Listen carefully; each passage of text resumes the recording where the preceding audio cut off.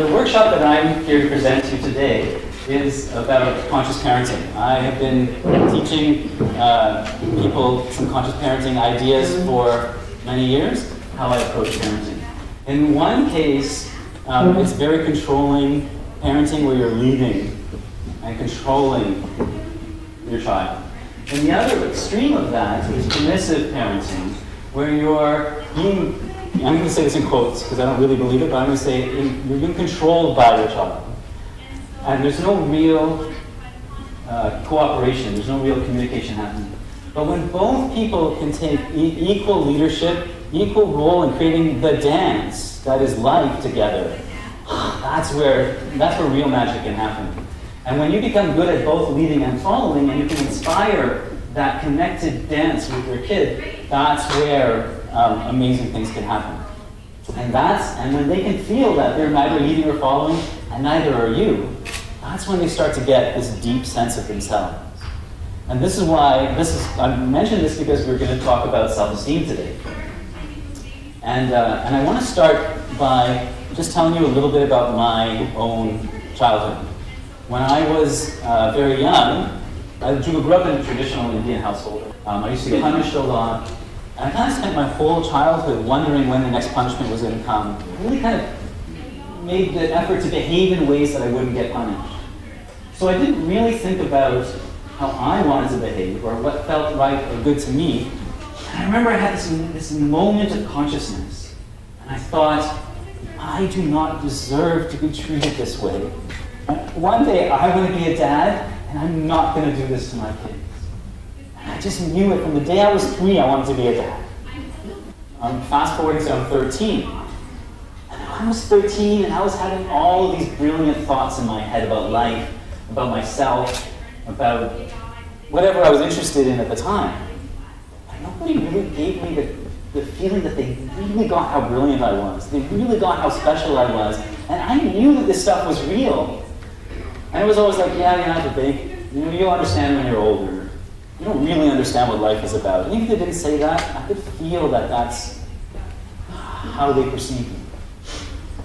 And I thought all of these people have forgotten what it's like to be 13. I knew they were 13 at one point. And I thought to myself, I have to remember so that I'm not like that when I'm an adult. So I actually went like this. I went, I'm 13! And I impressed that moment into my brain. So even now, I can remember a 13-year-old Vivek. And so when I'm in front of a 13-year-old, they know I know. When I am, there was this kid recently, and the mother was like yelling at them, and I was there and was using me in some way. Parents can often use other people to say, look how you're disturbing that person. And they wanted me to come over, and there was this whole thing. The kid hated me in that moment. But just like a moment or two later, we were alone, the kid and I. And I said, I'm really sorry that happened. They were like, don't worry about it. And just because I connected with them in that moment, and the way I connected with them, they felt that I felt them. All of a sudden, they didn't want to leave my side.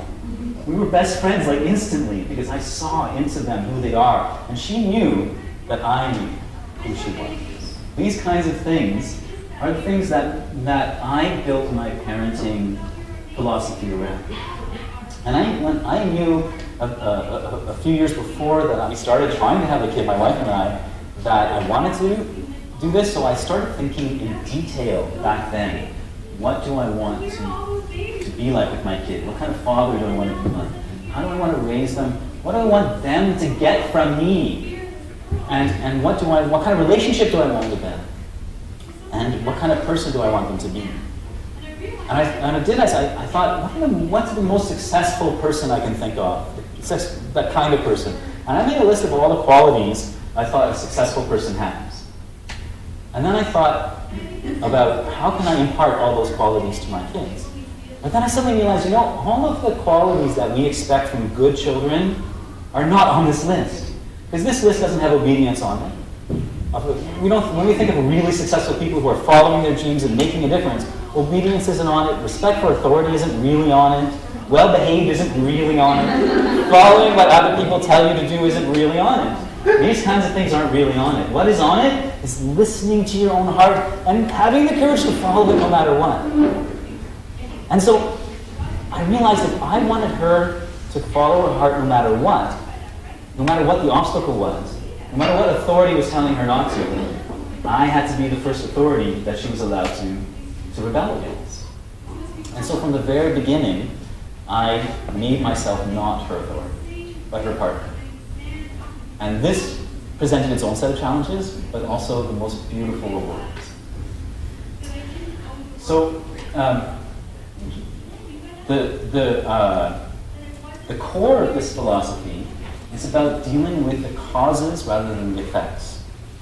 The effect that we see with kids is how they behave, what they're doing, how they're talking to us or to other people, whether they're doing their homework, whether they're practicing their piano, whether they're eating well. These are all effects. The causes are the thoughts and feelings and images and beliefs that they have. That's the cause. So I thought my parenting strategy is going to be about dealing with the causes so that they inspire the effects that I not. See, I was about to say the effects that I want, but that's not even accurate. The effects that are most authentic for who they are. That's more accurate. Because even if I say the effects that I want, then I'm still trying to control who she is. But what I wanted from her that I didn't have, and only now at 46 starting to get, is I want her from the ground up to know who she is, and to express that, and to love that, and to embrace that, and to give it to the world, because what better gift can a person give to the world than their authentic self? And that's what I wanted for her. And mostly, when she was born, she's authentic. So I realized mostly what I had to do was not kill it. So my main job, I realized, was not getting in the way of this beautiful, innocent, pure love, pure self-knowledge, pure intuition, pure awareness, pure spiritual being, not crushing that. So I like the not crusher, really, that's what I'm trying to do. So what I want to share with you is some tips on how you can deal with your kids. I don't even like saying deal with your kids. Interact with your. See how I watch my language, even when I'm just talking. Right? I really watch my language because every word I say, I know how important it is. It affects my own attitude. It's not stagnant. Even now I'm learning. As I said that, I learned something about myself. Right? I'm always learning as a parent because I want to be better every day. Actually, that's something I wanted to say. I've been doing this kind of stuff for a while, and I've seen the most offensive reactions. Don't tell me how to do that. Don't tell me how to parent. I know how to parent. And it's understandable because we give our whole hearts and souls to our kids. We love them. We give our sweat and our souls to them. And then someone tells you, you can be doing that better. It's like, yeah, right. Yeah, I'll tell you where you put your advice. But it's also one of the most important places we can get feedback and advice from because it's the most important job that we do. And it's like anything that we do, whether it's juggling or baseball or painting or sewing or dancing or math or anything that you do, the more you practice and the more you learn, the better you get. So the problem is, it sounds like I'm saying you're bad parents. I'm not saying that to any of you. Actually, don't think you're bad parents. I don't think I'm a bad parent. But the opposite of bad isn't perfect. The only way you wouldn't want to get feedback is if you're a bad parent or you're a perfect parent. If you're a bad parent, you just don't want to hear about it. If you're a perfect parent, you don't need it. But none of us here are perfect. What I like to think of us all is that we're evolving parents.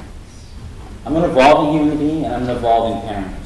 And that leaves me open to continuous learning. Does that make sense? Does that feel good? All right, thank you. Who's my timekeeper, by the way? You? I gotta keep on track. What time are we at now? We're at 2:35 in 20 minutes. Okay. I need a weekend, really. So, all right, so I'm gonna get straight into the tips. The lead up to the tips is actually quite long, but I don't have time. So a friend of mine was saying, oh good, Vivek, you're gonna give practical tips. I said, actually, these aren't practical tips, these are more impractical tips. Because a practical tip is, when A happens, do B, and you'll get result C. When your kid throws juice on the floor, give them a warning, give them a second warning, and then give them a timeout, and they'll stop the behavior. That's a practical tip. But that's called dealing with the effect. Practical tips deal with the effect. Impractical tips deal with the cause. And they're impractical because they're not easy, because you can't just do one thing, because every child is different, and every person is different on every day, and even from moment to moment we're different.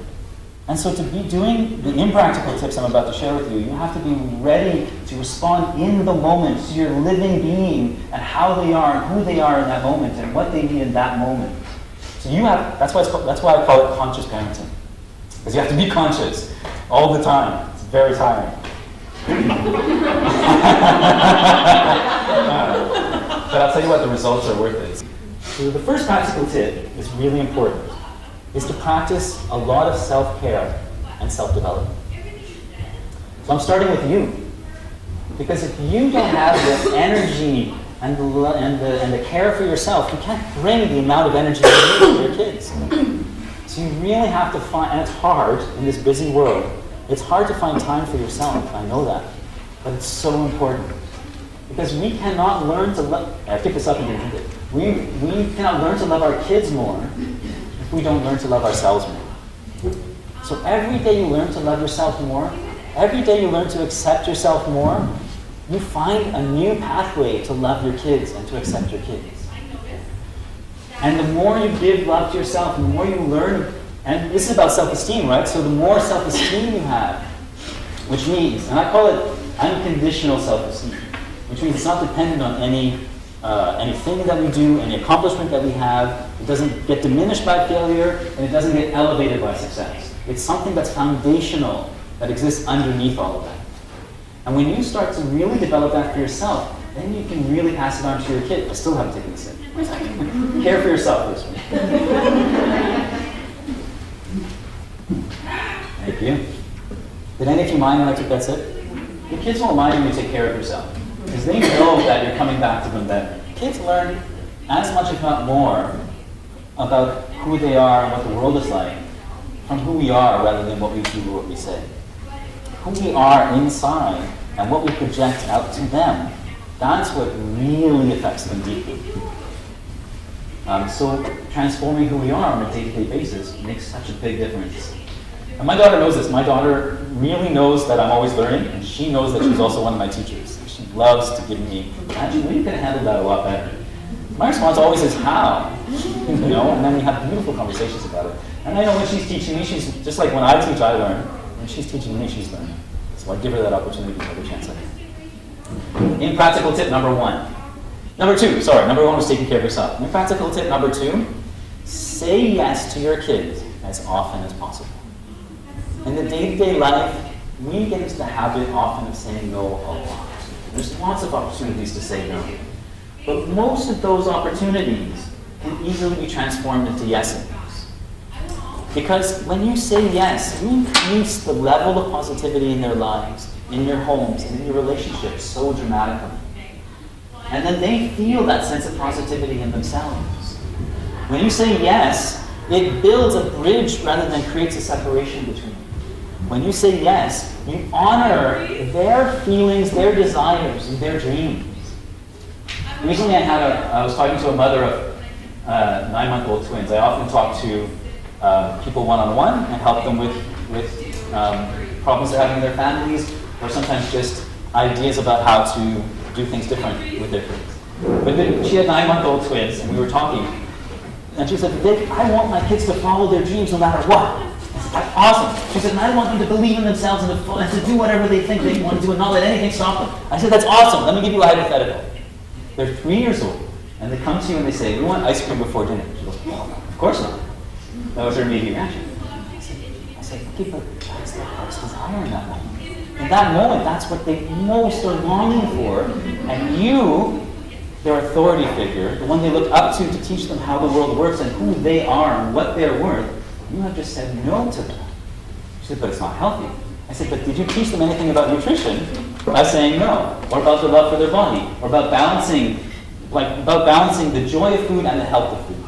I mean, there's so many things that go into food that we can, and food goes to food issues and body image issues and media, and there's so much richness in education for food that by saying no to the ice cream, you lost all that opportunity. He said, well, I wouldn't just say no, I'd say no because, and I'd explain the reasons.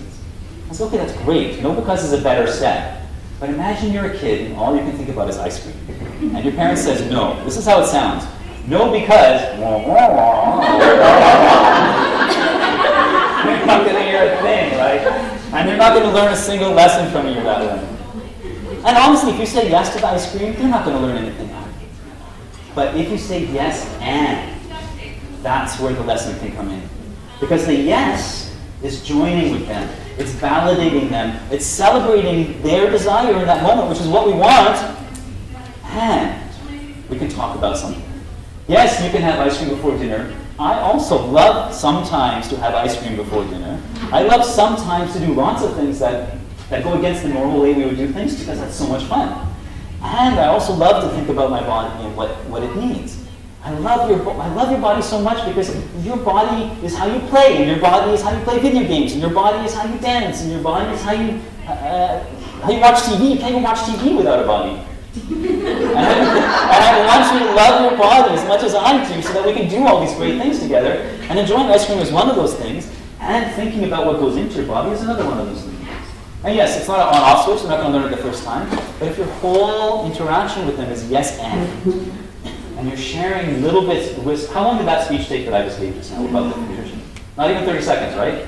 So I gave my wisdom in 30 second shots. 10 if I can do 10. Sometimes I'll spend 2 or 3 days wording it so that I get down to 10. but 30 seconds is my maximum, because any more than that, and this starts to happen.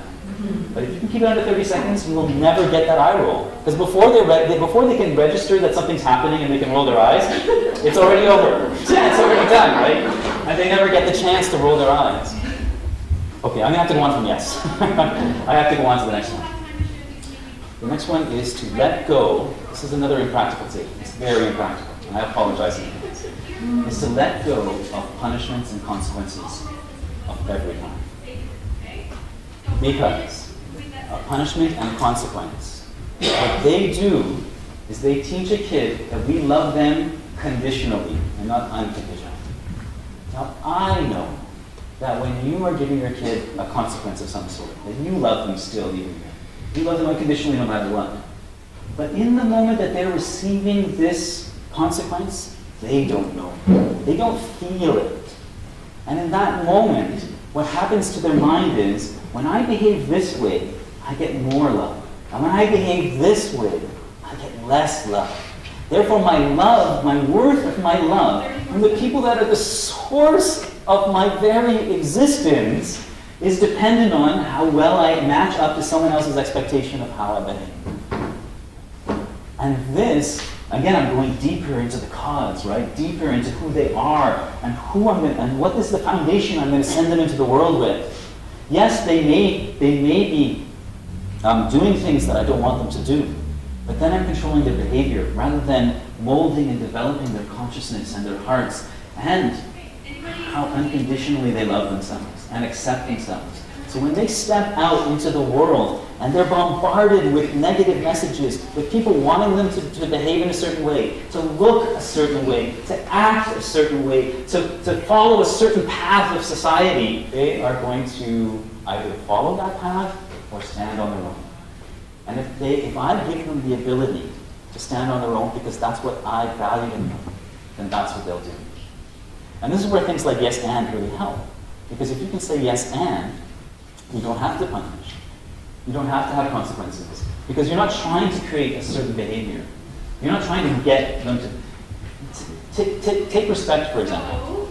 If you want a kid to respect you, that means if they talk to you really badly, you might say, don't talk to me that way, it's not polite, that's not how you should talk to your mother or your father. That's not actually teaching respect. That's teaching what respect looks like. But respect comes from a feeling of empathy, a feeling of love, a feeling of care about another person's feeling. And we cannot teach respect and kindness by removing respect and kindness. We cannot teach giving other people the space to be themselves if we remove the space for them to be themselves. The only way we can teach respect is to give that same respect, even though it's hard. It's a lot harder at first. But the beautiful thing about removing consequences and always working in collaboration and always working with communication, the beautiful thing about it is all the resistance leaves your kids because they have nothing to resist against. I knew that when my daughter was very young, I told her very explicitly You never have to obey me. I don't want you to ever feel that I'm your authority and you have to obey me. Because if you obey me, that means at that moment you're not listening to your own heart. But what I do want you to do is listen to your own heart no matter what it's saying and follow it. And tell me about it, and I will support you in it no matter what. Even if it's the opposite of what I think. And because we're doing this together, because we're partners, and I'm talking about when she's 2, I told her this. And I reiterated it every year or so. Even now, she knows. Yeah, so by telling her that she didn't have to obey me, she could never disobey me, actually, because I never had obedience as a value. And she always felt comfortable coming to me and saying, Dad, I want to do this, or Dad, I'm feeling this. And we were always able to work through it together, because she valued my wisdom, she valued my input, because it was input without an expectation that she would follow. It was input just because I wanted her. And she knows that I have life experience, and that she's willing to, she loves getting my life experience in 30-second slides. Because it helps her. So if you can take anything away from this workshop, I wish we had a weekend together. I really do, because I have so much to share. Just in the working on the men's program and working on the program for the self-esteem, I created 2 weekends worth of material. And I also write a blog every day. Today was my 100th blog in a row without missing a day. And about half of them are parenting blogs. The others are general spirituality and self-development. And so I would love for you to come to my blog and follow my blog. Get a dose of Vivek every day in your inbox. And if you have any parenting questions, you can contact me through the website. I would love to share that with you. Because specific things are really sometimes hard to understand how to get around the traditional method, and I can help you with that because I have helped lots of people. So if you take anything away from this workshop, I encourage you to think about, every time you're in front of your kid, think about what are the cause, feeling, and thought qualities that you are sharing and imparting and developing in them, and not the surface behaviors that you're worried about. Because every act of disrespect, every act of disobedience comes from pain, comes from a wound. And our job is to heal those wounds and help our kids have the most solid foundation they can, so that when they go out in the world, they have stuff we never had. And I hope that this has been helpful to you. Thank you very much.